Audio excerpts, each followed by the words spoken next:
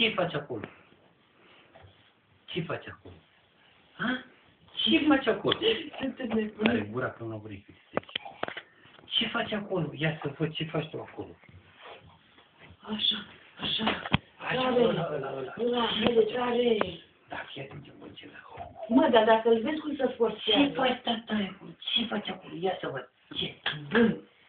Ce faci acolo? Ia. Nu e bine. Direcția asta nu e.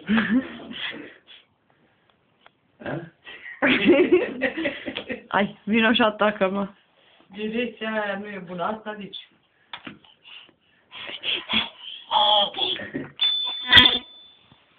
Stai că te-ai pierduit în cadru. Mă, dai ce de Stai un pic, stai, Dori, mamă, stai. Lasă. Să nu se agate și să-i fugă mâna. Păi ăsta e mole. E mole, da. O dă cu nasul, da. El s-a agată, n-are putere, dă cu nasul.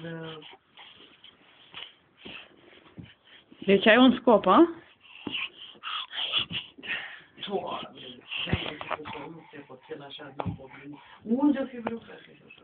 Să-l faci altbine. Asta vă gândați?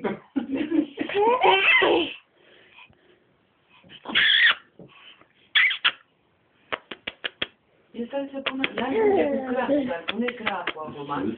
Da, dar n-ajunge, e mică. Ia de mână. E mică, că nu pot. Ia de mână. Tata e? Ce zici, să punem premergătorul?